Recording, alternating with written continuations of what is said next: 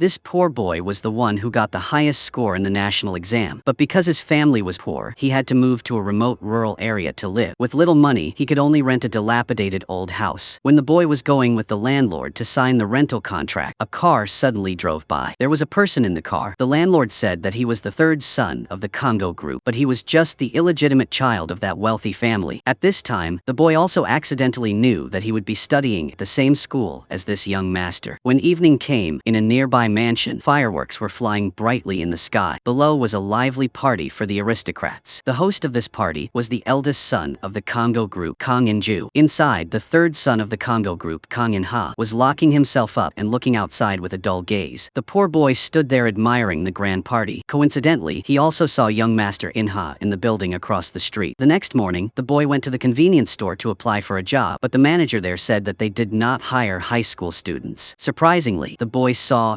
Inha casually putting the items from the supermarket into his pocket. The manager saw it but did not dare to say anything. Inha also watched the boy leave with an annoyed look. The poor boy continued to go to a barbecue shop to apply for a job. Luckily, the owner of the shop accepted. When Taeho went outside, he saw Inha leisurely eating an apple from a stall on the side of the road. Taeho did not want to cause trouble, so he kept walking silently. But not long after, he was blocked by Inha and said provocative words. However, Taeho calmly responded and left proudly. The next day, while Inha was sitting in class, the homeroom teacher walked in and introduced a new transfer student. Taeho walked in and briefly introduced himself. When Inha saw Taeho, he smiled smugly. The homeroom teacher also introduced Taeho's excellent achievements, causing all the students below to open their eyes wide in surprise. Everyone began to discuss why such a genius would come to such a remote rural school. At lunchtime, Taeho was about to eat when Inha came up to take his seat. Taeho, who did not like trouble, accepted to leave. However, Inha continued to put his feet on the chair and expressed his dissatisfaction. However, Taeho did not say anything, just patiently turned his back and looked for another seat. Unexpectedly, Inha felt looked down upon and threw the lunch tray at Taeho's back. At this point, Taeho's patience had reached its limit, so he threw the tray of food right in front of Inha. Then the two started fighting. It wasn't until the teacher showed up that everything stopped. Because of the fight, the two had to go to the office to write a self-criticism. A moment later, a male student came in and announced that Inha had been allowed to leave by the teacher. Inha stood up and left, not forgetting to wish Taeho a happy stay. In the evening, Taeho stood in front of a martial arts center and read the billboard advertising an MMA class. But when he looked at the tuition fee, he sadly left. Suddenly, Inha appeared and asked Taeho if he wanted to take that class just so he could learn how to beat Inha up. Taeho said he wanted to learn that to kill someone. Then, when Taeho was leaving, Inha suddenly said that he would teach him martial arts. However, there was one condition. Taeho had to beat Inha. Faced with this challenge, Taeho, despite having nearly been beaten to death before, didn't hesitate to accept. Fortunately, when Inha led Taeho into the ring, he threw face protection for Taeho. After that, Inha continuously delivered accurate blows to Taeho. Finally, he knocked Taeho down with a punch to the stomach. However, Taeho still tried to endure the pain to continue fighting. At this moment, Taeho suddenly saw Inha as his father's image, accompanied by his father's words, "Let's meet again." Unexpectedly, Taeho got up and pressed Inha down. Then came his continuous and crazy punches to his opponent. Fortunately, the reason of a genius reminded Taeho to stop in time. Inha asked Taeho if he really wanted to kill him. After that, Inha invited Taeho to eat hamburgers with him. Then the two started to laugh and talk to each other more comfortably. Inha drove Taeho home on his motorbike and asked Taeho to be his friend. However, Taeho said he didn't like it and went straight into the house without looking back. The young master was angry and loudly asked the other party to transfer the money back for the hamburger. After saying that, Inha angrily accelerated and drove away. Meanwhile, Taeho at home also started to think about the friendship proposal that Inha had just made. The next day, when Taeho was standing alone on the school rooftop, Inha walked up to him and talked. At this time, Taeho told Inha about his family. Taeho had a stepfather. Due to domestic violence, his stepfather had been sentenced to death and was in prison. His mother had to run everywhere to escape the pursuit of him and his subordinates. It turned out that Taeho wanted to learn martial arts to protect his mother. Then, unexpectedly, Taeho turned to Inha and asked him to be his friend. But who would have thought that Inha was still angry about being rejected yesterday, so he did not agree. Taeho immediately revised his proposal, suggesting that they become partners instead. Taeho did not intend to only compete in small tournaments. He wanted to use Inha to help him participate in big tournaments. On the contrary, Taeho would help Inha get everything he wanted. Inha immediately laughed and said that apart from his smart head, Taeho had nothing. Taeho then said that he would give Inha his 0.1% head and go to Hanjiok University with Inha. They would decide what to do together. Inha smiled when he heard that, and the friendship between between the two former opponents began from there. Many years passed, and Taeho is now a student at Hangyeok University. He was extremely busy with his hard life of studying and working. He did all kinds of jobs, from a tutor at a tutoring center to a porter. That day, when Taeho just stepped out of the bathroom, In-ha was already waiting outside. He had a birthday cake in his hand and a personal chef beside him. It turned out that In-ha had prepared a full banquet to celebrate Taeho's birthday. However, the host of the party did not seem happy or surprised, which made In-ha quite disappointed. Taeho gave In-ha a USB containing the report he had personally drafted so that In-ha could submit it on time. In-ha received the USB and immediately sent Taeho a message in return. This was the address of one of Kanggo's mansions. In-ha proposed to Department Head Moon that Taeho be his younger sister's math tutor. He also added that he was the only one who was good to Taeho like that. After that, In-ha also served his friend expensive dishes that he had hired a private chef to prepare. The next day, Taeho went to the university, and a lecturer informed him that Professor Choi wanted to meet him. Taeho immediately went into a private room to meet the professor. Professor Choi praised the report that Taeho had drafted on the future strategies of the Kanggo group. He even offered to buy the report. However, Taeho refused, saying that he was keeping the report for his own future. After that, when Taeho went out, Professor Choi called a mysterious person. He told the mysterious person that this report would be a new power for the Kanggo group and that it would open a new era for the other party. The person on the other end of the line was Kang Sung-ju, the second son of the Kanggo group. Taeho searched the internet for news about the Kanggo group. He discovered that the two sons, Kang In-ju and Kang Sung-ju, were fighting each other. They were both striving for the position of the group's future strategy director. Then, Taeho saw his neighbor, Hae-won, also at the library. However, Taeho tried to avoid his neighbor. When he went to buy a cup of coffee, Hae-won appeared right next to him. She said that they were in the same class and were neighbors, but Taeho pretended not to know her. After that, Hae-won left and deliberately left coffee she had just bought Taeho. Taeho didn't understand her intentions, so he called out, "Hey, you there?" She turned to look at him and said that her name was Hae-won, so next time, Taeho shouldn't call her hey or there. Then, In-ha rushed over and begged Taeho to have lunch with him. While they were eating together, Hae-won passed by. He couldn't help but keep looking at her. Seeing that, In-ha immediately assumed that Taeho liked her because he had never looked at anyone with that kind of gaze. But Taeho denied it and stood up to leave. In-ha said that if Taeho didn't like Hae-won, In-ha would pursue her. Taeho heard but still acted indifferent and left. In-ha continued to look at Hae-won and found her very cute. That night, Taeho went to Kanggo's mansion to tutor. At this time, Miss Kang Huiju stepped out and introduced herself to the handsome tutor. Seeing Taeho acting cold towards her, Huiju became even more interested. So after that, Huiju continuously asked questions to investigate his personal interests. While Taeho continued to lecture, Huiju looked at him with affection. After that, Huiju continued to try to attract Taeho's attention, but Taeho was still unmoved. When Huiju complimented him on his handsomeness, Taeho stopped. He said that the little girl could not defeat his patience. After the lesson, Department Head Moon gave Taeho a month's salary in advance. He also asked him to sign a confidentiality contract for the young lady. When Taeho walked out, he saw In-ha sitting in the car waiting for him. To In-ha, Huiju was very different from the people in that house. Sometimes he felt like she was his own younger sister. A moment later, In-ha asked Taeho about Hae-won. In-ha said that he was really interested in her. Then he asked Taeho to find out where her house was, where she worked part-time, and what she liked the most. Taeho was very surprised to hear that, but he just smiled slightly and left. Taeho returned home and saw a woman knocking on Hae-won's door. She kept shouting loudly, demanding to open the door. Then she broke the glass door. Hae-won angrily went out, but her mother snatched her wallet. She also told him that she had worked hard to give birth to and raise Hae-won. Thanks to that, she was able to study at the best university in the country, like now. Hae-won glanced over and saw Taeho. He pretended not to know anything and walked into the house. Hearing the mother asking for money from her daughter, Taeho couldn't help but feel very upset. A moment later, he opened the door and walked out to see Hae-won sadly walking alone on the street. At this time, it started to rain again. Suddenly, Taeho came over with an umbrella to shield Hae-won, but she questioned him, saying that he had always acted as if they were strangers. Taeho immediately asked her to have a beer with him since they were both neighbors and classmates. Later, when they were standing in front of a convenience store, Hae-won said that Taeho seemed upset that he had to pretend not to know anything after seeing everything. Taeho just said that he always lived like that. The next day, at Kanggo Group, Section Chief Chu was reporting to Chairman Kang the schedule of his two sons, Sung-ju and In-ju. Then, Section Chief Chu saw the plan for establishing a future strategy office on the table. He immediately asked Chairman Kang if he would hand over the strategy office to one of the two. Chairman Kang said that he had not yet decided who to choose. Director Jong was also planning to let her son Sung-ju inherit the future strategy office. She met with In-ha and asked him to sign a document renouncing the inheritance of shares. If In-ha signed, signed, she promised that his financial support would not be cut off. But in fact, Taiho had predicted that Director Jang would meet In-ha to get rid of this illegitimate child, and the two boys had already drawn up a plan to deal with her. Now, In-ha also decided to sign this commitment because everything had been calculated. When Taiho walked out of the tutoring center, In-ha announced that he had already signed. After that, In-ha drove Taiho home to have a meal together. Realizing that there was no alcohol left, In-ha went to the convenience store to buy more. When he had collected a bag of alcohol, In-ha saw Haiwan entering the store. Unexpectedly, In-ha stopped her from buying beer, saying that he had already bought a lot. Then, In-ha took Haiwan to Taiho's house. After that, he invited everyone to come to his house because it was spacious and comfortable. Haiwan agreed when she heard that. Taiho said he had to go inside and clean up a bit before leaving. Haiwan used the excuse that she wanted to go to the restroom to enter the house. When Taiho saw Haiwan coming in, he quickly put away his underwear. Haiwan laughed and teased him. "Are you shy?" And she just used the excuse of going to the bathroom to tell him something. She didn't follow In-ha here because of Taiho. Haiwan didn't forget to say that Taiho was a bit cute today. Taiho didn't know what was cute about himself when he heard the compliment. After that, they went to In-ha's house to drink and chat. In-ha sat next to Haiwan and asked her if she wanted to be his girlfriend. After that, he asked Taiho to introduce In-ha to her. Taiho said that In-ha had a lot of things, but also lost a lot of things. But he was so rich that it didn't matter if he lost anything. After listening, Haiwan said that she was very busy working to earn money, so she didn't have any relationships. If In-ha continued to pursue her, she would feel uncomfortable. Haiwan looked in Taiho's direction and saw that he didn't show any emotions when In-ha confessed to her. Taiho didn't dare to look straight at Haiwan either. Through the glass, he could only see that she was very happy. After that, In-ha said that he would take Haiwan home, but Taiho stopped him because he thought In-ha had drunk too much. While sitting on the bus, Haiwan texted Taiho to go out drinking alone with her. At a very high place, they each held a can of beer in their hands and watched the night sky together. Haiwan thought that Taiho was with In-ha to find an opportunity to rise up. She said that maybe she had the same purpose as Taiho. Then she asked if Taiho would help her if she asked for help. After thinking for a while, Taiho said absolutely not, but he would not hinder Haiwan. Taiho stood up to leave, but Haiwan affirmed that he would help her anyway. At this time, In-ha was wondering why Taiho did not tell him that Haiwan was his neighbor. Meanwhile, Taiho passed by the convenience store where he had sat and talked to Haiwan and suddenly felt regretful. The next day, while the Kongo family was having dinner together, Huiju suggested inviting In-ha to dinner this Saturday night. The eldest brother Inju immediately objected because In-ha was not allowed to set foot in this house. Her mother also did not agree with her daughter's idea. However, Chairman Kang asked Department Head Moon to find out if In-ha had any other schedules this Saturday. Director Jang strongly objected to allowing In-ha to come to this house for dinner. The husband immediately told that In-ha had followed her request to give up the inheritance, and she should not think that he did not know anything. Everything related to the Kongo group had to be decided by him. After saying that, Chairman Kang called In-ha immediately. Director Jang felt very angry and immediately went outside. Chairman Kang asked In-ha to come to the mansion for dinner this Saturday night. The illegitimate son was extremely surprised when he heard this. Taiho was quite surprised when he heard In-ha's story because he didn't think that Chairman Kang would act faster than he thought. Director Jang threw the commitment paper to give up In-ha's inheritance in front of Chairman Kang and left angrily. Taiho told In-ha that Chairman Kang was a cold and heartless person. Perhaps he also intended to eliminate In-ha's inheritance. He was being friendly to him just to punish his wife for taking away his decision-making power. His kindness to him wouldn't last long, and In-ha had to show his father that he was innocent but not gentle, someone who knew his place but could climb to any position, and he wouldn't be greedy in the future. He had to let Chairman Kang feel that kind of person from him. Taiho also encouraged In-ha that it wouldn't be easy, but he believed In-ha can do it. Chairman Kang gave the commitment to give up the inheritance to Section Chief Chu. Then he asked if there was anything else related to Kongo Group that he didn't know. Chairman Kang also reminded Section Chief Chu not to betray his trust. Chairman Kang wanted to sign a contract with Minton Law Firm to be the new legal advisor. He would buy that Minton company, and Minton would be a great weapon to help Kongo grow stronger. Currently, this is a secret that only Chairman Kang and Section Chief Chu know. If it were to be revealed to the outside, it would definitely be from Section Chief Chu. The chairman also promised to hand over Minton to Section Chief Chu, who had been with him for 19 years. Section Chief Chu nodded and thanked the chairman endlessly when he heard it. After that, Chairman Kang instructed Section Chief Chu to hold on to the written pledge renouncing the inheritance rights, as it might be needed someday. At this time, Songju went to the university to meet Professor Choi. He read the Co-Prosperity Center plan that student Taiho had drafted with a face full of interest. The professor said that this would be the strongest weapon to help him become the owner of Congo. Songju asked Professor Choi to submit his resignation. He promised to make the professor the director to build this co-prosperity center together. Meanwhile, Huiju sat drawing a picture of her tutor at a restaurant. A moment later, In-ha walked in and greeted his younger sister, whom he hadn't seen in a long time. Then he asked Huiju if she wasn't afraid of being punished by her mother for skipping school like this. Huiju said that she had bribed the teacher. At that time, the restaurant staff entered. In-ha was very surprised when it turned out to be Haiwan. After Huiju knew that this female staff member was her brother's friend, she immediately asked her if she knew Taeho. Then Huiju said that she didn't like having women around her man. After saying that, Huiju smiled and said that she was just joking. Haiwan immediately replied that she didn't like having women around her man either. After hearing that, Huiju started to feel uncomfortable. After they ordered, Haiwan left and Huiju looked at her with an unfriendly gaze. After seeing Huiju off, In-ha returned to the restaurant. He wanted to apologize to Haiwan for his sister's attitude. He also offered to take Haiwan home after work, but Haiwan said that she had said she was very busy and didn't have time to date. The next day, In-ha went to the Congo mansion, and the eldest son came out and said that there was a bad smell somewhere. Huiju then appeared and asked In-ha not to pay attention to what he had said. When the eldest brother pointed at Huiju's face, she bit his hand. In-ju was so angry that he ordered Department Head Moon to chase In-ha away immediately. Director Zhang appeared and thought that In-ha had caused chaos in their family. She also reminded him that he should know his place and not come to the mansion anymore. Afterwards, Section Chief Moon informed Chairman Kang that In-ha had left as soon as he heard Director Zhang say that. Taeho took a taxi to a beach to find In-ha. In-ha expressed his sadness that he was still being looked down upon when entering the mansion. Taeho said that he now knew what to do. In-ha would have to endure a lot of humiliation in the future, but Taeho would help him become the official son of the Kango family. As expected, Songju and Professor Choi met, so the Co-Prosperity Center was definitely going to be established. Finally, Taeho and In-ha's plan began. In the evening, while the whole family was having dinner, Huiju was angry because no one cared about In-ha leaving. Then, she argued loudly with her eldest brother. Chairman Kang immediately spoke up to stop her, but Huiju continued to stand up and scold the people in the house and left. At this time, Chairman Kang turned to question his eldest son for insulting him in this very house. He was the one who invited In-ha, but In-ju chased him away. He also warned that there would be appropriate punishment because In-ju dared to insult him. Director Zhang followed and slapped Huiju. She said that Huiju was 17 years old and an adult. She would no longer forgive her daughter's childish behavior. The mother also asked her daughter to behave in accordance with what she had received, but she did not forget to remind her that the maid would bring her a bag of ice. Director Zhang then went to see Department Head Moon to ask if anything strange had happened to Huiju recently. Department Head Moon said that the young lady's new math tutor was a friend of young Master In-ha because young Master told him that a friend in difficult circumstances was looking for a job. At this time, the maid ran in to report that the young lady was nowhere to be seen. Right now, Huiju was walking down the street and kept refusing her mother's calls. She felt scared being alone in the deserted place, so she immediately pressed the phone to call Taeho and said that she had run away from home. Huiju jogged on a sports field and then lay down on the ground because she was so tired. Then she was very happy when Taeho arrived. However, Taeho asked Huiju to go home immediately. At this time, Haiwan also arrived. Huiju immediately asserted her sovereignty and introduced Taeho as her math tutor. If Haiwan needed someone to be her friend, In-ha alone would be enough. After saying that, she went to hold Taeho's arm. At this time, In-ha also drove up, but Huiju did not want to get in the car. After that, Huiju asked Taeho to come with her, otherwise she would not go anywhere. In-ha also begged Taeho to get in the car. Haiwan also spoke up to ask for a ride home. Then she introduced herself to Huiju as Taeho's neighbor. When she got home, Huiju was even more surprised to see Taeho and Haiwan's houses so close to each other. She was worried that they might see each other every night. When everyone went home, In-ha immediately reminded his sister that she was not allowed to have a relationship with Taeho. Huiju only asked if her brother liked Haiwan. She hoped that Haiwan would like her brother as soon as possible. After that, Huiju became uneasy about the short distance between Taeho's house and Haiwan's. Taeho walked out of the house and saw Haiwan standing there looking at a couple. At this time, he received a text message from Department Head Moon informing him that his tutoring contract had been terminated. The next morning, Huiju rushed out after discovering that her math tutor had been changed, but the young lady was stopped by the enthusiastic maid. Huiju had to announce that she would go to school today as an excuse to go out. Huiju sat sadly in the car and ordered the driver to stop the car. After that, she immediately took a taxi to leave despite the weak resistance of the driver. Huiju went straight to the university to talk to Taeho. At this time, Haiwan also passed by and saw. Taeho coldly took out his phone and called Department Head Moon. He told the other party to send him the account number and he would transfer back the advance payment for tutoring. After that, he told told Huiju that he was the employee and she was the owner. The contract ended, so did they. Once again, Taeho affirmed that Huiju could not overcome his patience. Huiju angrily said that she had forgotten the relationship between the two of them as employer and employee. She also sarcastically told Taeho to continue working hard to maintain the boundary he had set. After saying that, Huiju coldly called the driver to pick her up. Unexpectedly, the girl cried so much in the car that the driver didn't know what to say. When Taeho arrived at the school library, Haewon appeared there. She asked him why he was treating Huiju so coldly. She also reminded him to consider Huiju as one of his means, but Taeho said that he didn't need her advice. After saying that, he turned around and walked away. After that, Haewon also left, but it turned out that Inha, who was standing in the corner, had heard everything. He wondered what Haewon meant by that. Haewon's mother was now working part-time at a casino. She was very eager to have a lot of money so that she could gamble with everyone there. Then she wondered if she should go find her daughter and ask for some more money. At this moment, she accidentally saw many boxes of money being transported inside. After the leader left the room, she appeared nearby. Then she secretly opened the door and entered the leader's room. After taking a thick stack of money, she hurriedly ran away. The next day, Haewon had just finished school at the lecture hall when the leader led his subordinates to block her way. He asked Haewon to return the 50 million that her mother had stolen from him. Unexpectedly, Haewon immediately said that she didn't have a mother. They should find that woman to ask for it or go to the police station to sue. When Haewon stepped out, the leader immediately ordered two subordinates to chase after her. After that, the two subordinates started blocking Haewon's way. The leader immediately slapped her, but Haewon immediately responded to him. The angry leader was about to attack her when Taeho appeared in time to stop him. Luckily, the university security also came. The leader could only threaten to go to Haewon's house and then leave with his subordinates. Taeho pulled Haewon's hand and walked into the lecture hall. He asked her if there was anywhere to avoid those people. Haewon said that she had experienced this many times before, but she had never chosen to run away because that would be like admitting that that woman was her family. She had done nothing wrong, so she had nothing to fear. Inha was playing basketball when a friend ran up to him and told him about Haewon. At this time, Haewon also received a call from Inha, but she deliberately did not pick up the phone. Taeho was on his way home, still worried about Haewon, so he decided to go back to school to find her. Inha was also rushing to look for Haewon everywhere. He then found her in the lecture hall. Inha hugged Haewon and said that he was very worried about her. After saying that, Inha suddenly placed a kiss on Haewon's lips. Taeho appeared and saw the two kissing. Haewon also looked in Taeho's direction. Taeho was extremely surprised but then retreated so as not to disturb them. Haewon did not resist the young master's hug. Taeho took the bus home in a rather shocked mood. When he got off the bus, he immediately ran home. Then, he saw Haewon carrying a bag of luggage. She announced that she would temporarily stay at Inha's house for a while. Taeho immediately grabbed Haewon's hand and pulled her back, telling her not to go. But when she saw Taeho hesitating for a long time, Haewon immediately expressed her opinion. She told him that if he kept going like this, they would never have a good ending. She also asked him back, didn't he also want a new life? If they hesitated, nothing would change. After saying that, Haewon also walked away, leaving Taeho helpless. After that, Taeho went home and thought about what Haewon had just said to him. Unexpectedly, Haewon knocked on the door outside. At this moment, Inha also called. Taeho was about to hang up but then decided to press the button to answer the phone. Outside, after waiting for a while, Haewon also left disappointedly. 5 years passed quickly. The Co-Prosperity Center had also been established and was celebrating its 5th anniversary. Young Master Inha was adjusting his clothes to line up with the other employees in this center. Then Chairman Kang also arrived with his second son Songju and eldest son Inju. Professor Choi also appeared and went inside. Inha also bowed to welcome the chairman, but the father did not even look at his illegitimate son once. The professor introduced Taeho as the employee who had written the speech for that day. Taeho also introduced himself as working in the Global Leadership Training Group. His name was Han Taeho. Then Chairman Kang asked to speak privately with the male employee Taeho. The chairman suddenly announced that he was firing Taeho. He affirmed that in the past 5 years, it was not Taeho who had helped raise the center to a value of 30 trillion, but his own people. Taeho then said that he could go wherever he was needed and create another Congo. Chairman Kang then mentioned Taeho's criminal father to provoke him. When he saw that this employee showed signs of anger, the chairman immediately lectured him. To work with him, Taeho absolutely must not let the other party know that he was angry, even for a short moment. He needed to learn how to hide his true self from then on, and he needed someone with a strong spirit by his side. After that, Chairman Kang also gave a speech to all the employees of the Co-Prosperity Center with the essay that Taeho had drafted. When all the delegations had left, Taeho told Inha that Director Choi would soon be removed from this center because he had lost his usefulness. Sungju had planned to use the Co-Prosperity Center as a weapon to take take over Congo Group. Then Taeho went in to greet Chairman Kang, and from that moment on, he also became Chairman Kang's personal secretary. 5 more years passed. That day, Chairman Kang was swimming when he suddenly fainted. All the family members rushed to the hospital, but when they arrived, they saw the chairman calmly enjoying a delicious steak. Director Jang and Inju were very upset about Taeho's presence there. Then everyone went home and expressed their unease because Chairman Kang had constantly praised Taeho over the past 5 years. At that time, Taeho entered the hospital room to meet Chairman Kang. He announced that Congressman Kim had promised to be elected as the chairman had wished. The chairman said that after Congressman Kim became the leader of the party, the Royal Road project would begin. A year earlier, Chairman Kang had planned to build a large city on a beach and turn it into a country within Korea. Chairman Kang then announced that the land for the Royal Road had already been purchased. Now, they just needed to start construction. In-ha was working as a manager for an IT company, a small subsidiary under the Congo Group. Hai-won was working for the Hanmi Party, in charge of political campaigning. Song-ju went shooting for fun with Congressman Lee to establish political connections with him. He didn't know that the camera system at the shooting club had been hacked by a young hacker and that all the data had been downloaded. These images were immediately sent to Taeho. He told In-ha and Hai-won that in 5 days, Congressman Lee would be elected to the Hanmi Party and that Song-ju would rely on him to attack Royal Road. As expected, at the Hanmi Party conference, Congressman Lee was also elected as the leader of the party. Hai-won was also a member of this congressman's campaign team. Chairman Kang was very angry when the winner was not Congressman Kim but Congressman Lee, so he had a heart attack and had to take medicine. Chairman Kang ordered Taeho to investigate who was behind the political position of Congressman Lee. At this time, Director Jang and her son were also raising their glasses to celebrate the election of the political force they supported. Taeho met Hai-won privately and asked her if she had considered marrying In-ha. When Hai-won said she was not ready, Taeho immediately changed the topic of conversation to work. He said that Chairman Kang had already bought the land to build the Royal Road. If it was successful, it would be fine, but if it failed, he would be charged with breach of trust and corruption. Taeho asked Hai-won to provide him with more internal information about the Hanmi Party related to Song-ju within 2 days. The next day, Hai-won went to the Hanmi Party to work and tried to approach Chief Park. He was also the one who helped Congressman Lee a lot in this election campaign. Chief Park invited Hai-won to join the celebration party with other assistants after work, but she refused because she had an appointment. Meanwhile, the young lady Hui-ju was very angry when her sister-in-law announced that her mother had arranged a marriage for her with the young master Ko Hae-chan. She immediately drove to see her biological mother. At this time, Director Jang announced that she would prepare an engagement ceremony for her daughter right away. Hui-ju immediately said that her mother did not know what terrible things Ko Hae-chan had done in America. According to what Hui-ju knew, he only knew how to play around. Hui-ju also did not like a forced marriage. She did not want to live a miserable life like her mother. If her mother forced her again, she would have to see her leave this world. Hui-ju also affirmed that she did not say anything before leaving. After going out, Hui-ju immediately wanted to call the staff to find out about her fiancé. While scrolling through her phone contacts, Hui-ju accidentally saw the name Taeho, but she only looked at it and did not press the call button. As for Hai-won, she had an appointment to go to a restaurant tonight. In a VIP room in the restaurant, Department Head Go was also trying to persuade the party assistants to join Song-ju's side because sooner or later, Chairman Kang would be overthrown. And under this table, there was a listening device installed, so Hai-won could clearly hear this conversation. Then she gave the restaurant staff a stack of money as payment. Then she texted Taeho to come to In-ha's house immediately. Hai-won announced that Song-ju would put Congressman Lee in the position of controlling the National Assembly. After sabotaging the Royal Road project, they would accuse Chairman Kang of corruption. After overthrowing Chairman Kang, the Co-Prosperity Center would be separated from Congo Group and become a joint stock company. At that time, Song-ju would plan to steal the core of Congo to establish a new empire. They should convince Chairman Kang to separate the center from Congo first. Taeho said that Chairman Kang would not abandon the center. Congressman Lee would be the bait to provoke Chairman Kang into removing Song-ju. Taeho also affirmed that Song-ju and Congressman Lee would not get anything they wanted. Then he went to see Guanji and saw the picture of Director Kang and his son secretly meeting with Director Chu, along with the documents of the charity organization. Guanji said that this was an African refugee relief organization run by Director Jang's foundation, but in fact, it was just an organization to legalize illegal money. A few days earlier, Director Jang had arranged to meet Director Chu at the shooting club. Then Song-ju appeared and started to lure Director Chu to his side to take down Chairman Kang. Song-ju asked Director Chu to provide him with documents about the establishment of Minton Law Firm 15 years earlier. He wanted to collect evidence of his father's corruption. When Director Chu turned away, Song-ju promised to let him lead his own global law firm. At that time, he would be the boss and would not have to listen to anyone anymore. That night, while Song-ju was sleeping, his phone was automatically turned on. It turned out that it had been accessed and controlled by Guanji. The next morning, Director Chu also texted Song-ju, agreeing to cooperate. He asked Song-ju to keep his promise to him, but Song-ju whispered that he had promised, not that he would keep his promise. Guanji heard these words and sent a message to Taeho. After a while, Song-ju plugged his phone into the computer. Guanji also started downloading the secret documents that he was storing. The next day, a shipper delivered a USB drive that Director Chu sent to Song-ju. It contained all the documents proving that Chairman Kang had bribed politicians to be able to buy back the Minton law firm. Guanji was very surprised when she saw it. Director Zhang made an appointment to meet the director of Congo Hospital, where Chairman Khan was being treated. She wanted to ask about Chairman Khan's real health condition. When the director refused to reveal it, Director Zhang threatened to reveal what he was doing. It turned out that he had appointed his son, who had been in a drug rehabilitation center, as the head of the surgery department at Congo Hospital. Taeho reported to Chairman Kang that a villa had been purchased in Spain under the name of Congressman Lee's daughter. A Swiss bank account in the name of Congressman Lee's daughter also received $1 million from an African refugee relief organization called See Africa. Chairman Kang realized that this was an organization to legitimize the money that Director Zhang's art fund had set up. Taeho also announced that Song-ju would use the Co-Prosperity Center to overthrow Congo Group. He continued to say that the Minton law firm could become Chairman Kang's biggest weakness. Vice Chairman Song-ju had already known about that weakness. Taeho showed Chairman Kang a picture showing Song-ju secretly meeting with Director Chu. Chairman Kang was very angry that he had been betrayed by Director Chu. He immediately asked Taeho to call Director Chu. Taeho followed the order and called Director Chu to come to the company immediately. As soon as Haiwan stepped out of work, In-ha drove a supercar and asked her to go to the beach with him. Then the two of them lay down in front of a large screen showing images of the beach. In-ha suddenly proposed to Haiwan to marry him. Haiwan also smiled and agreed, and said that the day he asked her to proudly step into the mansion was approaching. Then she held In-ha's hand tightly. Chairman Kang summoned Director Chu and all the key personnel of Congo and asked them to establish a new decentralization for the Co-Prosperity Center. Taeho asked everyone to hand over their phones to avoid revealing this secret information. Director Chu was afraid and did not dare to say anything. Then, while everyone was diligently studying the center's organizational chart, Director Chu hid in the restroom. He knew that Chairman Kang had taken drastic action to overthrow Song-ju. He was confused about how to inform Song-ju of this information. When he opened the door and stepped out, he saw Taeho standing there. Taeho handed over the phone so that Director Chu could take care of his needs, but he said that he could not break the rules. Director Chu returned to his work position. He looked very worried when Taeho reported something to Chairman Kang. Song-ju ran to inform Director Zhang that his father was trying to take back the Co-Prosperity Center. Director Chu just called him to tell him the news. When the mother heard it, she decided to use the last resort she had prepared to gain control of Congo. Chairman Kang entered the Congo Group's board meeting and began to praise Song-ju's great contributions. Then he announced that he would hand over Congo's stocks to Song-ju. The eldest son was very pleased to hear it. Chairman Kang continued to announce that the Co-Prosperity Center would be reorganized and under his control. He promised not to destroy what Vice Chairman Song-ju had created. Director Choi would return as the director of the Co-Prosperity Center. The day before, Taeho had secretly gone to see Director Choi. He had been abandoned by Song-ju. Taeho promised that he would bring Director Choi back, but now he had to be the one to oppose Song-ju. Song-ju returned to his room in a furious mood. He was neutralized by his father by assigning his son to another subsidiary company. The next day, many prosecutors came to search Congo Group under the direction of Prosecutor Ha. Before that, the chief prosecutor had told Prosecutor Ha that he received an anonymous email. The content was about a bomb that could kill Congo Group's Chairman Kang. All the prosecutors rushed into the company and collected all the company's documents. Director Zhang took out an important USB and went to see her husband and asked him to return the Co-Prosperity Center to her son. She showed him the USB and said it contained evidence that Chairman Kang had taken over Minton law firm, including all the illegal actions he had taken to get to his current position. She would destroy the dream he was longing to build. Chairman Kang had a heart attack and went out, but his wife continued to threaten him that she would do anything for her son. She then put the USB on the table and said it was just a copy. At this time, she received a phone call informing her that the prosecutor was coming to Congo to search. She immediately told her husband that she intended to do it to bring him down, but unexpectedly, someone else had already done it for her. Chairman Kang insisted that he would fight back, but he had a heart attack that made him stagger. Chairman Kang took took the medicine box to take, but dropped it on the ground. His wife went to pick it up for her husband, but she decided to stop. A while after Chairman Kang collapsed on the ground, Taeho entered. He took the medicine bottle and called the ambulance. At this time, Prosecutor Ha was enthusiastically instructing his subordinates to collect the documents. Suddenly, there was a phone call from the chief prosecutor asking to stop the search immediately. Therefore, Prosecutor Ha had to order his subordinates to retreat. He also turned to his colleagues and told them that Chairman Kang was a very lucky person. Chairman Kang was unconscious. Prosecutor Ha was very angry that Chairman Kang had fainted at this time. Inju ran to the hospital room and asked what Director Jang had done to his father. He knew that she had been with him before he passed out, but the stepmother asked everyone to keep quiet so that her husband could rest, and she insisted that he had been fine when she left. She had only recently known that Chairman Kang could go into cardiac arrest at any moment. When Inju said that he knew about Director Jang and her son's plot, Director Jang pretended to be shocked and could not stand. As the two sons continued to argue, Taeho stepped in and asked everyone to leave so that Chairman Kang could rest. Director Jang also set an example and left first. Huiju glanced at Taeho before following her mother. Inju asked Taeho to stop being so arrogant before leaving with his wife. Outside, Huiju said that she had something to do and could not go with her mother. Director Jang asked her daughter not to be late for the meeting with Chairman Go's family because they would discuss the details of Huiju's wedding with Chairman Go's son. When mother and brother were already in the car, Huiju called to ask for information about her fiancé Ko Hee-chan. In the car, Sungju wondered who else had known about her father's secret and would even report it to the prosecutor's office, but his mother told them not to look for that person. She reminded her son to be thankful that someone else had done the job for them. They needed to hold an emergency meeting with important executives of Kongo Group. At the hospital, Taeho stayed to take care of Chairman Kang. Suddenly, he received a text message from In-ha asking him to come out to talk. Taeho informed that Chairman Kang was still in a coma, but In-ha didn't care much. He was worried that the plan that Taeho promised to help him would fail, but Taeho advised In-ha not to be shaken or their plan would fail. Taeho also reminded In-ha to believe in him. In-ha also listened and walked away. At this time, Taeho received a phone call from Inju's secretary asking for a meeting. Then Inju took Taeho to a luxury apartment and promised that if Taeho wanted, this place would be his. Inju claimed that he knew everything about Taeho's past and wanted to use this apartment to pull Taeho to his side. However, Taeho said that if Inju wanted to pull Taeho to his side, he should bring something bigger than this house. If Taeho had everything that Inju had, then he could become Inju's man. If not, he asked to leave. When Taeho left, Inju immediately called his secretary to come there immediately. Taeho was about to enter the elevator when he saw Mo Gi-jun walking in with a baseball bat. Then Inju repeatedly hit his secretary with the baseball bat. Then he asked the secretary to carefully monitor Taeho from tomorrow on. Taeho went into the hospital room to see Chairman Kang and found him to be very healthy and alert. Chairman Kang immediately asked Taeho if he could trust Taeho. If this plan failed, he would expose all of Taeho's weaknesses, but if the plan succeeded, he could give Taeho anything he wanted. Before that, when Chairman Kang knew that Sungju had lured Director Chu, he immediately ordered Taeho to call Sungju. However, Taeho said that the chairman could demote him or cut Taeho's salary, but was the chairman sure that Taeho would not oppose him anymore? They needed to end it with a single strike. Taeho would file a complaint against Chairman Kang to the prosecutor's office and present the illegal connection between Minton Law Firm and the chairman. If he did that, Sungju would never be able to report Chairman Kang again. Taeho had his eyes on Prosecutor Ha. He was a former police officer and had no one to support him. He needed power and money. Chairman Kang just needed to stay quiet and continue running Minton as usual. Taeho explained that this plan would be great for the Royal Road project. If he succeeded, then whenever he faced a crisis, Chairman Kang would just need to step in and help him. That would be enough. The last piece in the plan this time was In-ha. Only he was willing to become a devil for Chairman Kang. He needed someone of his own blood to do what his other two sons couldn't do. He could consider In-ha a card that can be discarded when he's done. After all, In-ha was just a redundant person to the chairman. Chairman Kang said that as long as In-ha didn't have the ambition to take over Congo, he ordered Taeho to prepare a contract that clearly stated what In-ha could and couldn't do. The next day, Sungju led his delegation and Director Choi into the company. Taeho realized that Director Choi had betrayed him and had changed his master once more time. He looked at Taeho and smiled sarcastically. Taeho just whispered to himself that Director Choi shouldn't smile like that because he was just being used. At this time, Taeho received a call from Haiwan informing him that In-ha was missing. Taeho went to In-ha's house and saw the projector showing the image of the beach. He informed Haiwan that he would bring In-ha back and she should stay here. Taeho went to the beach that he and In-ha often went to and saw him there. Taeho now also told In-ha the truth that the chairman was fine. In-ha immediately hit Taeho and blamed Taeho for not telling him him from the beginning and looking down on him. Taeho said that he couldn't be reckless because if things didn't go according to plan, In-ha would have to start over. Taeho added that making In-ha the chairman of Congo was the reason for his existence. Chairman Kang wanted to meet In-ha. The third son of Congo Group was about to take action. Hui-ju went to a bar to find her arranged fiancé. She bluntly asked the two girls to stay away so she could talk to the young master alone. Kohei-chan also ordered the two girls to leave. Hui-ju declared that she would not marry him because she did not like him, so he should not dream of marrying her. He would convince his family himself, and she would handle her family herself. When Hui-ju left, the young master was very interested. He immediately called his mother and asked to officially date Hui-ju right away. Taeho had been driving in the underground parking lot when he was suddenly stopped by Hui-ju. When Taeho got out of the car, Hui-ju said that it was the only way to stop his coldness toward her. Taeho immediately asked Hui-ju to go home. After saying that, he backed the car into the parking lot and walked past her coldly. Hui-ju then took her shoe and hit his car repeatedly. Taeho immediately stepped forward to stop her and put the shoe on Hui-ju's foot. After that, he continued to ask her to go home, but Hui-ju declared that she would tell her parents that she would marry him. Her parents could not do anything about her stubbornness. Taeho immediately said that if he got married, he would have to endure being seen as a coward because he had dreamed of becoming the husband of a rich young lady. When Hui-ju said that she would protect him, Taeho said that instead of protecting him, she should protect herself to survive in the Kang family. That was not a fairy tale, and there would be no happily ever after. He told her not to drag him into her fairy tale. Hui-ju immediately told him to wait and see if she could marry him. Taeho affirmed that he would not change his mind and coldly walked away. As for Hui-ju, tears began to fall. Director Jang entered an emergency meeting with all the important executive members of Congo Group. Director Jang said that during the time Chairman Kang was away, she had the duty to take on the role of chairman of the group. However, since she was still lacking in this position, she had decided to hand it over to someone more capable than herself. She then nominated Song-ju, the director of Congo Securities, to take on the position. Song-ju also stood up to greet and received applause from the board. At that time, Guanji also took action. He broke into Congo's stock exchange and then started paying dividends to each shareholder of 1,000 shares. The incident quickly caused a stir among the employees at the stock exchange, and a total of more than 5 million shares had been issued. Director Jiang went to see Chairman Kang, who was lying on the bed with her eyes closed. She promised that their son, Song-ju, would manage Congo well. At that time, Song-ju also received a phone call informing him of the bad news at the stock exchange. This rare incident was also reported on the news. It was an unprecedented event at Congo stock when each shareholder simultaneously received 1,000 shares, which caused Congo stock to continuously fall in the market. The department head reported to Song-ju that it had all been a technical error. At that moment, the department head received a phone call informing him that prosecutor was coming. Song-ju then received a summons from the prosecutor for violating the law on excessive stock issuance. In-ha met Chairman Kang and agreed to join him. The condition was that the chairman acknowledged him as a member of the Kang family and a son of the chairman of Congo Group. He wanted to make sure that everyone knew about it, which meant Chairman Kang had to announce it to the world himself. Chairman Kang then showed In-ha the contract and asked him to read it and sign it. In-ha asked what would happen if he didn't sign it. When he heard this, Chairman Kang said that they wouldn't see each other again. So, In-ha agreed to sign the contract. Song-ju walked out of the prosecutor's office, surrounded by the press. Director Jang was furious, but could only vent his anger on the flowers. Suddenly, the strong chairman appeared. Director Jang now realized that it was all her husband's plan to deceive everyone. She immediately attacked her husband, but Chairman Kang stopped her and declared that she could not take anything from him. He then pushed his wife to the ground and told her to wait for his punishment. He also told her to tell her son that they would meet again at the board meeting. Director John was now extremely scared. Chairman Kang asked Department Head Moon to prepare a party to welcome a guest. He asked everyone to be present. In-ha also went to Kango's mansion that night. The chairman asked his third son to sit down and eat with everyone. As soon as In-ha sat down, Director John stood up and went inside. Only Hui-ju welcomed In-ha at the house. Then the party began. The next day, many reporters were waiting at the prosecutor's office. Taeho got out of the car first and opened the trunk. The third son In-ha helped his healthy father out and onto the wheelchair. He then pushed the chairman inside like a patient who had just been discharged from the hospital. In-ha immediately asked if his father was ready. Hearing this, the reporters were very surprised and kept asking if the chairman had an illegitimate child. Prosecutor Ha walked in to see Chairman Kang and started questioning him, but In-ha immediately stopped him and told him not to question him anymore. The lawyer showed him the USB and said that chairman had admitted all the charges. Before that, Taeho had given the USB to the lawyer and asked him to just give it to Prosecutor Ha, and everything would be settled. Prosecutor Ha plugged the USB into his computer and thought he was being bribed openly, but In Ha asked the prosecutor to look at the content inside. Prosecutor Ha continued to look and saw a pile of folders containing evidence of bribery at the prosecutor's office and a photo denouncing the bribery of the director at this prosecutor's office. The chief prosecutor immediately went to see the director at prosecutor's office to report the incident. The incident quickly spread to the directors at neighboring prosecutors' offices. A moment later, Prosecutor Ha received a call from the director asking him to release Chairman Kang immediately. After that, In Ha pushed Chairman Kang away while surrounded by reporters. Taeho brought Chairman Kang in and met Director Chu. He immediately knelt down on the ground and begged Chairman Kang to forgive him. Then the news about the third son of Kango Group was all over the newspapers. Meanwhile, Prosecutor Ha was packing up to leave the prosecutor's office because the chief prosecutor had asked Prosecutor Ha to accept a temporary demotion. When the time was right, he would reinstate Prosecutor Ha. Prosecutor Ha was furious that he had become a scapegoat for the big shots. Many employees at Kango began to discuss that Taeho would be promoted to the director of the department and In Ha would become the head of the department. Taeho ran into Director Choi in the elevator. Director Choi congratulated Taeho on his promotion. He expressed confusion about his current position, but Taeho informed Director Choi that he could continue to sit in his current position. But Director Choi declared that he would not be grateful to Taeho for that. At this time, In-ju continued to vent his anger at his personal secretary. He could not accept that Taeho was promoted to the position of director of the Future Strategy Office. It was an important department of the Kongo Group. Sung-ju ran home to find his mother, but was informed by Department Head Moon that the madam had moved to the villa. When Sung-ju pressed the call button, Department Head Moon immediately stopped him. He asked him to let the madam rest for a while. Director Jung went to the Kang family's villa to avoid meeting her husband. Then Sung-ju went and knelt before his father. Chairman Kang announced that he had cancelled Sung-ju's dismissal from the director position at the board meeting. From now on, he should live quietly. Chairman Kang also threatened that if his son did anything similar in the future, there would be no place for him in Kongo and the mansion. Sung-ju, although not satisfied, still knelt down and accepted all of his father's teachings. Taeho went to Gwanji and asked him to stop working for a while because Sung-ju was going crazy and would most likely hunt Gwanji down. But Gwanji was confident that he was once a top spy trained by North Korea. He also controlled banks all over the world. Even if Sung-ju caught him, Sung-ju would not be able to find any connection with Taeho. Gwanji added that if Taeho were to get arrested, he should make sure not to drag Gwanji into it. Haiwan was about to leave work when In-ha texted her to go to the beach together. Later, while the two were enjoying the sea breeze, In-ha put an engagement ring on Haiwan's hand. He showed off a similar ring that was on his ring finger. In-ha put the ring on Haiwan's hand, and she also told them to get married as a sign of agreement. Then the two happily hugged each other. While Taeho was at home, he received a text message from In-ha informing him that he was going to marry Haiwan, and Taeho was the first person he informed. Taeho decided to call Haiwan, but she was busy watching the fireworks and enjoying the sweet moments with her fiancé. In-ju went to the sauna and was told by a friend that In-ha and Taeho used to be close friends in college. In-ju was very curious when she heard this information. The next day, Taeho met Haiwan at a place where they often met. When he saw Haiwan wearing an engagement ring on her hand, Taeho seemed quite sad, but then he also congratulated Haiwan. Now there was a paparazzi who was secretly taking pictures of these moments, and that was Mo Gi-jun. While driving back, Haiwan thought that if the person who appeared in the lecture hall back then was not In-ha but Taeho, then maybe she would have made a different choice. She intended to turn the car around, but in the end, still drove straight ahead. She decided to accept her current choice. The next day, when In-ha was playing basketball alone, Taeho also appeared, which surprised In-ha. Taeho immediately explained that because he couldn't get through to his phone, he knew right away that In-ha was there. But the two boys' game was no longer as fun and carefree as before. In-ha announced that Chairman Kang had just called, so he said goodbye to Taeho and left. At this time, a mysterious person was secretly following Taeho from afar. Then, when Taeho went to get his phone, the mysterious person hit him hard on the back. Taeho fell down and accidentally called Haiwan. She picked up the phone, but didn't hear what Taeho said. At this time, the mysterious person also hung up the phone and took some money from Taeho's wallet. He took the wallet and left, while Taeho tried to reach out to pick up the phone but couldn't. Suddenly, the memory of Taeho holding Haiwan a year ago appeared clearly. After that, Taeho also fainted. In-ha went to the mansion to meet his father and frankly stated that he wanted to marry someone. The chairman also agreed and raised a glass to celebrate his son's upcoming marriage. Haiwan ran to the emergency room to look for Taeho. She then found him with a bandage on his head. The nurse asked Haiwan to sign the consent form for surgery. Taeho opened his eyes and held Haiwan's hand, telling her not not to go. After that, Taeho fainted and was taken to the operating room immediately. On this side, In-ha kept receiving phone calls from Hye-won, but he decided not to answer because he didn't want to affect his conversation with his father. Chairman Kang brought out wine to chat with his newly recognized son. He told In-ha that if he wanted to continue being his son, he shouldn't try to do anything. In-ha just needed to follow his instructions. Then, he allowed In-ha to answer the phone. In-ha picked up the phone and knew about Taeho's situation. He then reported to the chairman that Taeho had been attacked by someone. At this time, Taeho's wallet was also thrown into the trash in a restroom. In-ha immediately called the legal advisor at Congo and told him to contact police to stop them from investigating Taeho's case, because if they investigated, it would affect the image of Congo Group. Then In-ha also went to the emergency room to see Hye-won. He hugged her and comforted her that Taeho would be fine. In-ha knew how lucky Taeho was. Huiju also left the house after hearing that Taeho was lying unconscious in the hospital. Then In-ju and Sung-ju started arguing, neither of them admitting to sending someone to kill Taeho. Hye-won was sitting next to Taeho's hospital bed when she saw his hand moving. Seeing that Taeho had also woken up, Hye-won was about to call the doctor, but Taeho immediately pulled Hye-won's hand back and moved his hand down to hold her hand tightly. Suddenly Huiju appeared and asked why Hye-won was here. At this time, In-ha also came over. Hye-won found an excuse to call the doctor to leave. Huiju looked at Taeho's hand and remembered how he held Hye-won's hand earlier, so she felt very sad. After the doctor came in to examine, In-ha also received a text message from Hye-won informing him that she had something to do, so she should go home first. In-ha called Chairman Kang to report that Taeho had woken up. The chairman was also very pleased that In-ha had prevented the police investigation so as not to affect the image of Congo Group. In-ha entered the hospital room and told Huiju to go home and rest, but Huiju insisted on staying and declared that because of Hye-won, she no longer liked In-ha. When In-ha said that he would marry In-ha, Huiju said that she hated Hye-won because Hye-won did not love In-ha anymore. The only person she had loved was herself. In-ha immediately said that if his younger sister had offended Hye-won, she was also insulting herself. Huiju said that her brother would definitely regret it and walked away. Actually, In-ha had seen Taeho holding Hye-won's hand earlier, but he had deliberately ignored it. He promised himself that he would definitely not regret it. Hye-won arrived at work and department head Go appeared and said that Director Taeho had been attacked the night before, but he found it strange because Taeho was close to Chairman Kang. However, Congo Group had ordered the police not to investigate the case. The one who had given the order was In-ha. Taeho woke up and saw In-ha sitting next to him. In-ha announced that Taeho would be transferred to the VEL area of Congo Hospital the next day. When Taeho asked if they had found the culprit, In-ha said that the police would not investigate. That would not be mentioned again. His father and he had decided on this because if Taeho's name was mentioned, his father's and Kango's names would also be mentioned. After that, In-ha also left and came back to announce that his father had given permission for him and Hye-won to marry. When In-ha left, Taeho decided to throw away the tracking devices. Even though he fell to the ground, he still tried to walk. Taeho went straight to the office to see Chairman Kang. He asked Chairman Kang who was the person who attacked him and nearly killed him. He knew this was against the chairman's wishes, but he wanted to investigate. Chairman Kang asked Taeho not to mention Congo under any circumstances and that he should not let outsiders know that the victim was someone close to the chairman. If Taeho could guarantee these two things, he would allow Taeho to investigate. Taeho also said that he promised to do so and left. Then Chairman Kang called and asked Director Chu to find the mastermind of this case before Han Taeho did. Taeho walked with difficulty on the street and finally got into a taxi. He then collapsed at Gwanji's base. After a while, Taeho woke up and took the medicine that Gwanji gave him. Taeho asked Gwanji to investigate who was the person who attacked him at the basketball court the night before. Hye-won came to see In-ha and asked if he was the one who stopped the police investigation. In-ha also confirmed that he had done so. Taeho was close to Chairman Kang. If the investigation was carried out, his father would be dragged into a troublesome story. His father also agreed with this approach. When Hye-won mentioned that Taeho almost died, In-ha said that Taeho was still alive. After all, Taeho was not related to his father by blood, so it was understandable. Hye-won felt uncomfortable hearing this and left. The next day, when Hye-won was driving home from work, her biological mother stopped her in front of the car. Hye-won took her mother to a restaurant and prepared herself to be asked for money. After 10 years of not seeing each other, the mother immediately gave her an account number and asked her daughter to transfer money to it. Then she asked her daughter to buy her a middle-class apartment. She also warned that if her daughter did not agree, this mother would come to her many times. Hye-won then smashed the wine bottle and threatened that she would end everything here by leaving this world. After bandaging her hand, Hye-won sat in the car and appeared extremely angry. Meanwhile, the mother called a mysterious person to report that she had completed the mission. After that, she received 1,000,000 won in payment from this mysterious person. Haiwan returned home to find In-ha waiting for her. When he saw Haiwan's injured hand, In-ha immediately checked the wound. When he saw his future wife burst into tears, In-ha immediately hugged her and said he was wrong. At this time, Guanji began to hack into the security camera control center of Seoul City. He observed the data near the area where Taeho was attacked that night and also tracked the attacker's movements. After a while of tracing, he also saw the attacker's face, so he immediately sent Taeho this picture. Taeho realized that this was the secretary he accidentally saw when he went to see Inju. Taeho was extremely angry and asked Guanji to collect all the information about Inju. In-ha drove Haiwan back to the mansion to meet his extended family. Later, when everyone was having dinner together, the chairman asked In-ha if he had chosen an auspicious day. If he have made his choice, discuss it with the secretary's office. The director checked Taeho's wound and allowed him to leave the hospital. Taeho waited outside and saw Mo Ji-jun walking away. He followed Mo Ji-jun silently into a bar. The secretary went into a room and opened the cabinet where his secret bags were kept, but he found out that someone was following him, so he closed the cabinet. Taeho appeared and asked if he didn't try to kill Taeho, right? If there was a next time, would he really kill Taeho? When Mo Ji-jun pretended to not know anything, Taeho asked him to tell Inju that he wouldn't forget the warning this time. He would return everything he had received. When Taeho left, the secretary called to report to someone. Taeho walked out and saw Inju also coming to the bar to have fun. The secretary looked at him and sneered. Taeho then went to Haiwan and told her that he was wrong for not keeping her that night. Haiwan immediately stopped him and asked him not to say anything more. But Taeho said that when he thought he was about to die, all his memories gradually disappeared, but the memories of her were still intact and became clearer. He really had no right to say these words to her. Then he apologized to her and turned to leave. Haiwan immediately said that she came back to find him that night, but he was right not to open the door for her. Taeho suddenly went to kiss Haiwan, but she pushed him away. She scolded him for being crazy and asked what he wanted from her. After they looked at each other without saying anything, the two of them walked forward and voluntarily gave each other a kiss. And this incident was also captured by Mo Gi-jun. These photos quickly reached Inju's hands. The next day, when Taeho went to work, he received a text message from Guanji with information about Inju. Taeho went into the office and opened the document that Guanji had sent him. He immediately realized that the eldest son of the Congo group had extremely suspicious investments. Then the wedding ceremony between In-ha and Haiwan took place. The bride walked into the wedding hall in front of all the guests, and Taeho. Huiju immediately observed Taeho's expression. Then the bride and groom also bowed to all the guests. When the party was about to end, In-ha was introduced to the leaders of the company by Chairman Kang. Haiwan went outside and texted her husband to inform him that she would wait outside. Inju appeared in the elevator and asked Haiwan to follow him. Then he threw the photo on the ground. Haiwan picked up the photo of her kissing Taeho and looked extremely worried, so she also entered the elevator with Inju. In the car, Haiwan was worried, so she immediately called Taeho. Inju suddenly grabbed the phone. At that time, Taeho was researching the drug trafficking line that Inju was running. He saw Haiwan calling, but when he picked up the phone, he heard Inju's voice. Taeho immediately ran to meet him. Taeho met Mo Gi-jun and asked where Haiwan was. Inju appeared and said that they had said goodbye at the hotel parking lot. He then showed Taeho the photo he secretly took to lure Taeho to follow him. Inju said he knew that Taeho and In-ha had gone to the same university for a long time, but he pretended not to know anything so that he could take these unique moments. Then, Inju asked Taeho what his motive was for coming to Kango. Taeho replied that he knew that Inju was the real owner of Naza Entertainment. Inju's tour to Southeast Asia was actually just a way to distribute drugs. The investments he had made were all illegal money through stock manipulation and accounting fraud, and Taeho affirmed that it was corruption. He thought that Inju's secret would make Chairman Kang angrier than his own. Then Taeho threw out the USB and threatened Inju back. But Inju stood up, smiled, and confidently declared that he was still the eldest son of the Congo group, and Taeho was nothing more than a dog. He also threatened to harm Haiwan if Taeho did not listen to him. He could not wait and told Taeho to kneel before him. After a few seconds of thinking, Taeho suddenly knelt down on the ground. Inju seemed very interested and asked Taeho if he really loved Haiwan. He also sarcastically said that Taeho was a real man. After that, the pictures were burned. Inju started dancing with a girl. As for Taeho, he could no longer stay awake. He saw everything around him blurry and his legs could no longer stand. At this time, Director Chu was also reporting to Chairman Kang that it was Mo Gi-jun who had attacked Taeho. He was also Inju's personal secretary. Chairman Kang asked Director Chu not to reveal this to anyone. The next morning, Taeho woke up to find his whole body covered in blood and a sharp instrument in his hand. He was then shocked to see Inju and the girl from the bar last night lying dead on the ground. Taeho was extremely panicked and did not know what had happened. Sonju was quite surprised to hear that his half-brother had been murdered. Inju's wife was crying at Kongo's mansion. Huiju was also extremely shocked that this was related to Taeho. Director John was still calmly enjoying a cup of tea. Haiwan watched the news and found out that the suspect was Taeho, so she was extremely surprised. Guanji was currently disabling all connections and deleting all data to avoid being related to Taeho. Haiwan thought it was all a misunderstanding. Inha also affirmed that Taeho absolutely would not do such a thing. He would pick Taeho up and they would eat together. After that, Inha went to see Chairman Kang. The father asked his son to block all media from reporting on the recent incident. He absolutely must not let Kango's image be affected. At the police station, when the inspector kept asking questions to interrogate, Taeho said he did not remember anything. The inspector informed Taeho that he was the suspect who killed 2 people, Inju and Shin Bona. There were only 3 people using the private elevator at that hotel. It was Taeho and the 2 dead people. That place had no surveillance cameras at the hotel owner's request. Then a police officer came in with the test results. The inspector announced that Taeho's blood test results showed that there were illegal substances. Taeho remembered that last night, when he had been still sober, Inju had put something in his glass of wine, and he had also finished the glass of wine. From then on, he couldn't remember anything. The inspector continued to find an injection mark on Taeho's hand and asked him not to try to remember anything. He just needed to confess now. Taeho returned to his cell and tried to remember what happened last night, but everything was just blurry images. At night, the news reported that Taeho, in addition to being accused of murdering Inju, was also facing corruption charges because he had received more than 470 million won from a subcontractor. He was currently dismissed from the Kango group. Chairman Khan saw the news and immediately called Inha to scold him for not stopping the information. Then the father ordered Inha to find out who leaked the information and deal with it. If Inha did not want this to be the last time his father spoke to him. Guanji now had a Korean passport and decided to have nothing to do with Taeho. Inha tiredly went home and went out to the balcony to talk to his wife. Haiwan asked why her husband did not try to stop the chairman's decision. Inha immediately said that, no matter what, Taeho had killed Inju, and Inju was still his family, so how could she tell him to take Taeho's side? He reminded his wife to calm down and listen to what he said. She and he were now part of the Kongo family. No matter what, they had to put Kongo first. She needed to erase all memories related to Taeho and not make him angry again. The next day, Taeho started going to court and Mo Gi-jun testified. He testified that he had taken the 3 of them to the hotel that night. Inju told him to turn around and go home, but seeing that the 3 of them were drunk, he stayed and watched. He only left when they were all in the elevator. When the lawyer asked who came up with the idea of holding a party at the hotel, the secretary said it was Taeho's idea. He also said that Taeho had told him something very strange before. That was that he would return to Inju what he had received. Taeho was confused when he heard the extremely unfavorable statements. That night, the warden came and asked Taeho to go out. He walked out and was given an angry look by his friend Inha. Inha said that he did not come here to hear Taeho's apology. It was Taeho who ruined all the plans they dreamed of together, and Inha would do everything possible to restore everything. He came here just to show Taeho that after all, his position had not changed. He would worry more about himself than Taeho. After saying that, Inha coldly walked away. Taeho was led back to the cell and was shocked because his friend Inha did not ask him anything about the case, but only accused him and denied the relationship with him. Director Chu reported to Chairman Khan that Mo Gi-jun had appeared in court to testify to convict Taeho. Chairman Kang requested to find out the name of that secretary immediately. He had tried to kill Taeho, and now he testified against Taeho for murder. The chairman wanted to know why Taeho wanted to kill his son. The next day, when all the prisoners were allowed to do outdoor activities, Taeho suddenly felt exhausted. He saw the moonlight in the sky, and the memory of that night came back. He immediately sat down and then lay down on the ground. Taeho remembered that he was lying on the ground like that night and saw that another person had appeared. Then Taeho woke up in the prison infirmary. He went to pick up the phone, and the female prison doctor appeared and asked if he was going on a hunger strike to prove his innocence. She also advised him to survive in order to have any hope of proving his innocence. Suddenly, the female doctor pushed the phone over. She said that since Taeho had killed Inju for her, she would help him in return. Then she urged Taeho to hurry up because the prison guard was coming. Taeho immediately called Guanji but couldn't get through. He decided to call Haiwan, who was sleeping with her husband. When he realized Taeho was calling, Haiwan immediately stepped outside to answer the phone. Haiwan asked Taeho if he really killed Inju. Taeho said he was looking for the truth to see if he really killed the other 2. He then asked Haiwan for a favor. At that moment, the prison guard came and also found out that Taeho had just used the phone. The prison guard decided to let this matter go but asked Taeho to pay him. He wrote the bank account number on Taeho's hand so that he could repay him with a suitable amount of money. The next day, Inha went to the company and entered Taeho's office. He felt very uncomfortable when the name tag of former director Tae-ho was still on the desk. A while later, the tag director of strategy department In-ha was also replaced. Hye-won went to find Gwon-ji as requested by Tae-ho, but was chased away by him. He expressed that he did not want to have anything to do with Tae-ho anymore. Hye-won told that Tae-ho had asked her to tell Gwon-ji one thing again, that was, if he did not come to find Tae-ho, Tae-ho would reveal a secret of his. Tae-ho was not the type to just talk. Once he said something, he would definitely do it. Tae-ho asked Gwon-ji not to use the regular visiting room because all conversations there were recorded. Hye-won then called Tae-ho to inform him that she had already passed on the message. She believed that he had not done those things. At this time, the female doctor also announced that the phone call time was over. Hye-won turned around and went into the house to see her husband had returned home. In-ha said that he had just returned. Then he hugged Hye-won. He said he was tired and wanted Hye-won to comfort him. The next day, the prison guard went to the cell and informed Tae-ho that a lawyer had come to see him. Tae-ho walked out of the meeting room and saw that it was Gwon-ji. He had disguised himself as a lawyer to be able to meet Tae-ho in this private room. Tae-ho told Gwon-ji that Mo Gi-jun was the last person to see him and the two dead people. He needed to know what happened that night. Tae-ho then returned to the cell. Gwon-ji returned to the base and began to investigate Mo Gi-jun's background. Surprisingly, In-ha received a call from Mo Gi-jun. In-ha then went to the place where Hye-won and Tae-ho often met. Tae-ho was now walking back to the cell. He remembered that after he finished his glass of wine, his body started to lose balance. He then got in the car with In-ju and Shin-bona, and he also noticed the strange gaze of the driver. Director Chu reported to Chairman Kang that Mo Gi-jun's mother used to work at Kanggo's mansion, but she died in a car accident 22 years ago. Mo Gi-jun had gone to the same school as In-ha when he was young. When he grew up, he joined the company with the help of In-ju. The chairman immediately ordered Director Chu to investigate carefully to see if there was anything else unclear behind In-ju's death. After getting Mo Gi-jun's background, Gwon-ji decided to go to his residence to investigate, but when he pressed the elevator door, he saw young master In-ha inside. Gwon-ji also entered and decided to press the floor number higher than the floor In-ha wanted to go to, so In-ha got out of the elevator first. Gwon-ji also followed and saw this In-ha enter Mo Gi-jun's apartment. Gwon-ji also told Tae-ho that Mo Gi-jun's mother used to work at the villa in the countryside and passed away when he was only 10 years old. He and In-ha lived in that villa for 7 years before moving to Seoul to live. Gwon-ji investigated that Mo Gi-jun was using another phone, so he took control of the phone and called In-ha. Immediately after that, In-ha called Mo Gi-jun back and praised him for doing a good job in testifying against Tae-ho in court. According to what Gwon-ji saw, In-ha was not Tae-ho's friend. Tae-ho was shocked when he heard. He returned to his cell and realized that In-ha's ultimate goal was him, not In-ju. After that, the court also sentenced Tae-ho to the highest penalty, death. He was extremely angry and affirmed that he was not the murderer. In-ha went to see his father and informed him that Tae-ho had received the death penalty. Chairman Khan was also shocked by this news. Hui-ju was also extremely sad. She remembered the good memories she had with him. Tae-ho was taken back to prison to serve his sentence. The other prisoners were scared when they saw Tae-ho wearing the red badge for death row inmates. The gang leader of the cell came out and asked to see the new prisoner's face. He recognized Tae-ho's face as very familiar. Then, he remembered that he had met Tae-ho in college when he had been collecting debt. He introduced to his subordinates that Tae-ho had studied at Han Jaeok University. The gang leader asked Tae-ho to happily spend time in prison together, but Tae-ho just quietly went to a corner and sat down. The lawyer informed In-ha that Tae-ho might not be sentenced to death in the upcoming appeal hearing because the lawyer there would exploit the fact that he killed someone while in a state of insanity. But In-ha said that he hoped Tae-ho would be sentenced to death. He also asked the lawyer to help make sure that Tae-ho would receive the death penalty. In-ha went home and sat in the bathtub. He recalled the moment he saw the intimate pictures of Tae-ho and Hye-won. He burned those pictures at the place where they often met. Thinking of that, he immediately went and kissed Hye-won on the lips. When his wife resisted, In-ha pushed Hye-won into the bathtub. After that, he strangled his wife and said that he had chosen her only because Tae-ho wanted her. To him, Tae-ho was just a dog that craved things that belonged to its owner. Then In-ha asked his wife if she now knew her use. He reminded her that if she wanted to live, it was best not to forget who she was. At this time, Hye-won was extremely scared and confused. The night before, she also saw In-ha appear at the place where she and Tae-ho often met. The next day, Hye-won went to the prison to visit Tae-ho. After they asked about each other's health, Tae-ho suggested that Hye-won do whatever she wanted. He told her to confidently tell Chairman Khan that she wanted to manage Kanggo's art fund. Director Jung was absent, so now was the best opportunity. That art fund was where Chairman Kang set up and managed his secret fund until now. Hye-won also went to the top floor of the Kanggo Group's tower to meet her father-in-law. She asked Chairman Kang to let her manage Kanggo's art fund. fund. She knew that her father-in-law used it to set up and manage his secret fund. If he agreed, she would do whatever he asked. Taeho told the gang leader that he needed a phone. He also promised to pay a large sum of money. At night, the gang leader and his subordinates began to dig a secret tunnel under the prison cell. He gave Taeho a brick phone, then he asked Taeho to transfer money to this account number in order to receive the goods. Taeho promised to pay 4 times more if the phone could make calls and come with a charger. In-ha and his subordinates began to research Chairman Park's background. His daughter is currently working as a doctor in the prison, and she is also the female doctor who had helped Taeho contact. After that, In-ha received a phone call from Chairman Kang asking him to bring his wife to dinner with his family this weekend. In-ha was very skeptical when he heard it. The next day, while Taeho was working in the laundry room at the prison, he received a bag of clothes. After that, he took out the phone and started to hide it. Suddenly, the prison guard appeared and informed him that someone wanted to see him. Taeho went outside and saw that the visitor was his mother, who had become a nun, but he did not have the courage to face his mother, so he refused to meet her. The prison guard said that the monk had traveled a long way to meet him. Hearing this, Taeho stopped and decided to go back to see his mother. When he got past the prison guard's control and ran to the place, his mother was nowhere to be found. The heartbroken mother walked out and burst into tears because she could not meet her son. That night, when Taeho was sitting sadly in a solitary cell after being punished, prison guard passed by and glanced at him. Taeho then remembered the eyes of the driver who drove him on the night of the murder. They were not Mogi Jun's eyes at all. The gang leader started distributing food to the prisoners in the solitary confinement cell. Taeho immediately held his hand and asked him to help him. Gwanji was sitting sadly in the restaurant when his friend invited him to go to a bar to look at girls, but Gwanji refused without hesitation. Then he received a phone call from an unknown number. When he picked up the phone, it was Taeho. Taeho confirmed that Mogi Jun was not the one who had driven him to the hotel that night. He asked Gwanji to help him find out who had driven that night. Mogi Jun had killed In-ju and Shin Bona. That driver was the only witness. Gwanji approached someone who used to work at the Chrome nightclub and had a close relationship with Mogi Jun. Gwanji asked who had helped Mogi Jun at the bar that night, but this person said he didn't know anything. Gwanji then pointed behind him where 3 tall men were waiting. The man saw this and started to get scared. Then they all went to a motel to find a man named Joy. He was Mogi Jun's closest subordinate. The 3 tall men held the picture and searched all the rooms in the motel. At this time, Joy also appeared and tried to run outside. He climbed to the top floor and ran through the buildings. The other 3 also chased after him, but later he managed to shake them off and got into a truck to leave. After escaping safely, he immediately called Mogi Jun to report the situation. Soon after, In-ha also received a phone call from Mogi Jun. Joy then went to the Chrome nightclub to find Mogi Jun, but was suddenly stabbed by Mogi Jun. When she saw Joy had stopped breathing, In-ha asked him to kill Taeho. Haiwon visited Taeho and asked him how to become a leader at Kango Group. Then she showed Taeho the bruises on her neck and told that In-ha had done this. In-ha had already known everything that happened between her and Taeho. The 3 of them were no longer the same. Then, Haiwon asked Taeho if he could use his ability to help her from now on. Taeho said he would help her become the next owner of Kango. When In-ha saw the picture of his wife going to prison, he was extremely angry. That night, Haiwon and In-ha went to the mansion for dinner. Chairman Kang announced that Haiwon would be the new director of the art fund. The daughter-in-law strongly opposed this decision. She thought she deserved to sit in that position. Chairman Kang immediately slammed the table and affirmed that no one could change his decision. Then Chairman Kang went inside. The sister-in-law promised to make Haiwon regret it. After saying that, she left. Huiju told In-ha that his wife was now the one chosen by Chairman Kang. After saying that, Huiju also left. When In-ha wondered, Haiwon said that she went to see her father-in-law and asked to sit in that position. She also needed a reason to continue staying in this family. In-ha immediately warned his wife to enjoy it while she still could. At night, prison guard called Mogi Jun and informed him that he was ready to act. Mogi Jun was then standing with In-ha on a bridge. Taeho was sleeping in his cell when the prison guard came to inform him that someone had come to visit him. Taeho also walked out of his cell. In-ha drove to the restaurant, which was also Gwanji's base. In-ha said that he knew Gwanji's identity. Then he also announced that Taeho was dead and everything was over. Suddenly, Gwanji's friend appeared from behind with a gun in his hand. It turned out that he had been bribed by In-ha with money. At that moment, In-ha received a phone call informing him of Taeho's situation. The news reported an urgent update about the death row inmate Taeho escaping from prison the previous night. The prison guard anxiously waited at the meeting point. Then he reported everything to Mogi Jun. At that time, the prison guard had intended to kill Taeho, but suddenly he had disappeared. Mogi Jun had thrown out the money and asked the prison guard to keep it a secret. In-ha was sitting in the back of Mogi Jun's car. Haiwon went to Gwanji's base and kept knocking on the door, but Gwanji was then being controlled by his friend inside. inside. Haiwan had no choice but to leave and get into the car. At that time, she received a call from her biological mother asking her to bring money to her to gamble. In the base, Guanji's friend received instructions from In-ha to find Taeho immediately, so he ordered Guanji to search. Guanji stood up gently but immediately grabbed the gun from his friend. Guanji then asked him to give him half of the money that In-ha had given him. At that time, Huiju was also on the phone with the head of the judicial team, asking them to find Taeho for her immediately. Songju came to the villa to visit his mother. He expressed his desire to make In-ha disappear from the future strategy room in Kengo immediately. If she didn't come back to help her son, Hyeon would take all the money from the art fund's secret fund. Then it would be over. Director Jung asked her son to be patient because she had her own preparations. She would gather the power of the shareholders in the board of directors to make them stand on her side. At that time, Hyeon's mother was still waiting for her daughter to come and give her the money. She thought that it would be easier to ask for money if she called her son-in-law. Then Hyeon also drove over. Haiwan gave her mother a stack of money and asked her to introduce Haiwan to a person-finding specialist. The mother said that there were all kinds of people gathered there so it wouldn't be difficult. Haiwan immediately promised to pay double the amount, but the deadline was the next day. She had to introduce that person to Haiwan. When her daughter drove away, the mother called her son-in-law. She reported that Haiwan had just arrived and demanded that she find Haiwan a specialist in locating people. In-ha rushed home and looked at his wife with an angry look. Taeho now recalled the memory of the night of the murder. At that time, In-ju and Shin Bona had been killed by a young man. Then In-ha had also appeared in that room. Taeho woke up with a start and realized that In-ha had been there. At that time, Chairman Kang entered and Taeho was also on the top floor of the tower belonging to Kango Group. The chairman told Taeho that if it hadn't been for him, Taeho would have died. He felt suspicious of Mo Gi-jun, so he sent someone to follow him. The chairman showed Taeho pictures of Mo Gi-jun, the long-haired guy, and In-ha appearing at the Chrome nightclub. When the chairman said Taeho killed his son, Taeho insisted that he did not do it. Haiwan received a call from her mother, telling her to come see a person-finding specialist tonight. At night, Hee-won was waiting on a bridge when a car arrived. Mo Gi-jun got out of the car and asked her if she was looking for the escaped prisoner. He then drugged Haiwan and put her in the car. Mo Gi-jun threw Haiwan's phone into the river. Later, Haiwan woke up to find herself tied up on the bed. At this time, In-ha also appeared. Haiwan immediately asked her husband when he had contacted her mother. When In-ha asked his wife if she was looking for the escaped prisoner, Haiwan insisted that Taeho had not escaped. There must be something going on. She knew that In-ha knew about her and Taeho. She had felt ashamed and thought she would live in guilt forever, but that was before he strangled her. In-ha immediately declared that he would not forgive her for deceiving him. She might have been happy that Chairman Kang had chosen and trusted her, but unfortunately it would end now. Then In-ha went outside. There were many nurses from the mental hospital rushing in. The director of Kongo Hospital was conducting a medical examination on Taeho. When the director left, Taeho asked Chairman Kang why he saved Taeho. Did he want Taeho to get rid of In-ha? Chairman Kang announced that In-ha was trying to form an alliance with Chairman Park. In-ha was trying to divide Kango and give it to Chairman Park. Taeho said that the division had already been done because he was the one who had designed it. He had wanted to make In-ha the owner of Kango. Chairman Kang announced that he would kick In-ha out of Kango. That way, Taeho would get back what he once had. At that time, In-ha also went to a restaurant to meet Chairman Park. The chairman started to make plans to prepare to take over half of Kongo. Since his father had also been involved in the founding of the group, he was very interested in In-ha's proposal. It turned out that In-ha had previously met Chairman Park and had asked him to help him become the new owner of Kongo. Chairman Park had thought that this was impossible because In-ha was just an illegitimate child, but In-ha had promised to give the chairman half of Kongo if he became its owner. Back in the present, In-ha said that he was already the director of the Future Strategy Office. That was the core of Kango. If Chairman Park agreed to help, he promised that the chairman would get Kango's food, distribution, and construction divisions. After saying that, the two sides clinked glasses to celebrate this cooperation. Taeho called Haiwan but couldn't reach her, so he felt very worried. The next morning, Taeho began to research ways to break up the cooperation between In-ha and Chairman Park. He recalled the memories he had had with In-ha since they were students. He also remembered the promise to make In-ha the new owner of Kongo, but it was gone when In-ha's true face began to appear. In-ha went to the mental hospital to see Haiwan. When he heard his wife say she would kill him, In-ha said that if he died, she would have nothing left. When Haiwan asked why he became like this, In-ha affirmed that he was still the same person. But if Haiwan promised that from now on, she would only exist for him, he would let her leave this place. Haiwan now nodded in agreement. After that, she was taken home by In-ha to continue living as a normal person. Chairman Kang told Taeho that In-ha forced Haiwan into the mental hospital, but he did not know why In-ha let Haiwan go. Taeho said that it was because In-ha wanted to get the art fund's secret fund to carry out the Kango division. In-ha needed a lot of money, so he released the fund's director, Hai-won. Taeho also said that Chairman Kang must pull Hai-won to their side. Chairman Kang immediately called Director Chu. At that time, Gwanji was still searching for Taeho's location. Director Chu drove Hai-won to see Chairman Kang. Chairman Kang told his daughter-in-law to decide wisely on whose side to stand on because In-ha needed a lot of money to carry out her future plans. Hai-won said she had something to do right now and asked Chairman not to stop her. Gwanji also successfully hacked into the camera system near the prison. He saw that night a prison car had driven outside, then another car had driven in. The prison guard had started carrying a masked man to this car. He started looking up the license plate of the car that carried Taeho and found that it belonged to Director Chu's Minton law firm. Taeho explained to Chairman Kang that Chairman Park was just a tool of In-ha and would be eliminated at any time. He thought that Chairman Kang should pull Chairman Park to his side first by offering to give him half of Congo. Chairman Kang shook his head because Congo was his life's achievement, but Taeho said that the division was only temporary. He would help the chairman get everything back later. The Co-Prosperity Center was core of Congo, so even if Chairman Park got half of Congo, its owner would not change anything. Then Taeho opened the door to look outside, and on a floor below this tower, In-ha was also present at the company. The battle between the two boys had now officially begun. In-ha went down to the basement to drive and prepare to leave when he saw Director In driving towards him. He then went inside and looked around suspiciously. The director continued to check Taeho's health and announced that he didn't need to come here anymore. At this time, In-ha also took the elevator to the place. The director saw In-ha's appearance and was very panicked. The director deliberately fell down to signal to Chairman Kang. Taeho heard the noise, so he went outside to investigate. Then he saw In-ha was there. Chairman Kang came out and announced that Director In had just checked his health. Then he asked In-ha to get in the elevator with Director In to leave this place. In-ha also said goodbye to his father and entered the elevator. Chairman Kang immediately signaled Taeho to step outside. In the elevator, In-ha asked the director who he had come to see. However, the director remained silent. When they got to the basement, In-ha began to warn the director. The director got into the car and called Chairman Kang, saying that it seemed like In-ha had discovered something. Chairman Kang told Taeho that In-ha knew everything. Taeho urged Chairman Kang to meet Chairman Park tonight. He said that he would contact Chairman Kang later. After saying that, he also left the place. Chairman Kang met Chairman Park and promised to help him build his own empire. Chairman Park immediately said that Chairman Kang had not changed at all. He was willing to give up his bloodline to protect Kango. Chairman Kang immediately announced that tomorrow, In-ha would have to leave Kango and would no longer be a member of the Kang family. Then Chairman Kang asked if the other party had changed his mind. Then, Chairman Park got in the car and left. Meanwhile, In-ha went home and received a call from Gwanji informing him that Taeho was at Congo Group Tower. Huiju also received a report from the judicial captain that there was something suspicious in Chairman Kang's office. He had forbidden everyone from entering there, so the judicial captain deduced that Chairman Kang was probably the one who had taken Taeho out. Taeho now pressed the call button for Hai-won. She informed him to come down to the ground floor to meet her in 5 minutes. Then Hai-won went to the tower's receptionist and got a VIP card that could access all floors of the tower. Taeho then took the VIP card and went to the floor he wanted. Hai-won quickly left. Taeho took the elevator to the area where the murder took place. He entered the room and recalled that night. Shinbona kept holding her phone to record the scenes of partying. Then she dropped the phone on the ground and it was still recording. Chairman Kang returned to Kango and sat in the bathtub and enjoyed a glass of wine. At this time, In-ha also arrived. He wanted to explain the reason why he came to see Chairman Park, but his father informed him that his contract would be terminated at 9 a.m. tomorrow and that he would leave Congo. In-ha immediately said that he had done everything he could. Then he asked why his father did not recognize his ability. Chairman Kang immediately revealed all the truth, from In-ha borrowing Taeho's ability to prove himself to him, killing his own brother. Then he warned his son to live quietly so that he would have mercy and not punish him. In-ha was angry and blamed his father for turning him into this person. The chairman heard that and started having a heart attack and threw the glass of wine on the ground. He asked In-ha to go out and tried to get some medicine, but he dropped it on the ground and then fell into the bathtub. In-ha went to grab his father's collar and declared that from now on, Congo would be his. Then he pushed his father down and coldly left. Huiju took the elevator to her father's office and saw a broken wine glass on the floor. Her father was lying unconscious in the bathroom. Huiju then stood waiting in front of the operating room. The other family members also arrived. When Director Zhang asked why her daughter came to the office at that hour, Huiju was confused. Now Hai-won also arrived. In-ha was sitting at home when he received a call from Hai-won. He was extremely surprised to know that his father was still alive. Director In and came out of the operating room and announced that there was no conclusion yet because Chairman Kang had missed the golden hour to take heart medication. They had to wait until he regained consciousness. At this time, the third son began to appear. In-ha now remembered that Director In came out of a room, so he realized that there might be a secret space inside. In-ha drove out of the hospital and went to his father's office. Then he opened a door and found a bedroom inside. In-ha realized that this was where Taeho used to live. Taeho was now on a train to a remote province. Prosecutor Ha got out and got into the car, and Taeho followed. Taeho announced that he was not here to turn himself in. He really didn't kill anyone. He had influenced Prosecutor Ha, so he wanted to come here to pay his debt. The night of the murder, everything that happened was recorded on Shin Bona's phone, and Taeho was giving Prosecutor Ha a chance to return to Seoul. But then Prosecutor Ha took out the handcuffs to handcuff Taeho. He thought that Taeho looked down on him because he had no one with power behind him. Taeho continued to persuade him and said that this was the last chance for Prosecutor Ha and himself. Gwanji also saw Taeho appear with Prosecutor Ha. He was about to call In-ha, but decided to stop. Then he deleted camera video file. Prosecutor Ha broke into the prosecutor's office where he used to work. Then he searched for information about Taeho's case. Before that, Taeho promised that if Prosecutor Ha couldn't find the video on Shinbona's phone, then Prosecutor Ha could arrest Taeho. Now Taeho is also handcuffed in the car, waiting for Prosecutor Ha to go into the evidence storage room. Then Prosecutor Ha also found Shinbona's phone. Prosecutor Ha went to his car and plugged in his phone to charge it, but it had a password, so he drove away to find a way to unlock it. After successfully unlocking it, Prosecutor Ha started to open the photo folder, but there was nothing in the photo folder. Prosecutor Ha took the phone to his car and gave it to Taeho to check it himself. Taeho nervously opened the phone and saw that there were no videos or pictures. Taeho tried to search in other folders and saw that the pictures and videos were all secured separately in another place. Taeho realized that they were videos of the scene when the murder happened. He opened one of the videos and saw that he had collapsed behind the camera that night. Then In-ju had walked out and had been killed by Mo Gi-jun. He had then injected Taeho with an injection. Then Mo Gi-jun had continued to kill Shin Bona. At this time, a foot walked in. Taeho now regained his composure and said that it was a beautiful day to return. Prosecutor Ha showed the videos to the chief prosecutor. The videos were partially edited because Taeho asked Prosecutor Ha to cut out the last person's appearance. Prosecutor Ha needed to catch Mo Gi-jun first. Then Taeho would help him catch the real culprit behind it. The chief prosecutor said that Prosecutor Ha might get in trouble for taking the evidence without permission. He then asked Prosecutor Ha to pack his bags and return to the prosecutor's office to work. The next morning, Taeho went to the police station and announced that he was coming to confess. Meanwhile, Prosecutor Ha led a group of prosecutors to the Congo group and announced the arrest of Mo Gi-jun for the murder of In-ju and Shin Bona. At this time, In-ha was also standing above and calmly watching his subordinate being taken away. Gwanji read the news of this arrest and felt very excited. Director Chu announced that he would defend Taeho under the free legal consultation program of the Minton law firm. It turned out that Chairman Khan had asked Director Chu to help Taeho solve this problem. Hui-ju was also taking care of her father. She told her father, who was in a coma, that the real culprit who had killed her eldest brother had been caught. Then she told her father to wake up soon. In-ha met with Chairman Park and continued to convince him to cooperate to help In-ha become the new owner of Congo. But the chairman said that if Chairman Khan had not been sick, In-ha would have been kicked out. If he woke up the next day, In-ha would have to leave Congo as planned, and In-ha would never have Congo if Chairman Kang was still alive. In-ha came home and found that Hai-won had left her wedding ring on the table and had disappeared. He was extremely angry, and Hai-won had also moved to a new place. Mo Gi-jun told Prosecutor Ha that he had often been beaten and cursed by In-ju for a long time. That was why he had killed In-ju and Shin Bona. Although Prosecutor Ha tried to question the mastermind behind the incident, he still said that he had done it all by himself. The next day at the mansion, Director Jang tried to persuade the board members to join her. She wanted to pave the way for her son to take over Kango Group. Taeho returned to the prison and invited the gang leader to drink with him. While the two were drinking together, Taeho told that he had set up a fake investment company called Goldheart Investment in Hong Kong. The purpose had been to make In-ha the company's chairman. Even In-ha had not known about this. Later, the gang leader was released from prison and was welcomed by two subordinates who had been in prison with him. The three then went to meet the girl they went to college with to collect the debt. Hai-won began to show the documents about Goldheart Investment. Hai-won asked the gang leader to pretend to be an investment genius named Michael Jang, Cornell graduate and an eccentric genius. Gwanji also appeared and would join the plan. He had previously shot his friend in the leg and declared that he would no longer be on In-ha's side. Gwanji then went to the prison to meet Taeho. He expressed his interest in the Goldheart Investment Company that he had discovered. Now the gang leader happily agreed to cooperate. Soon after,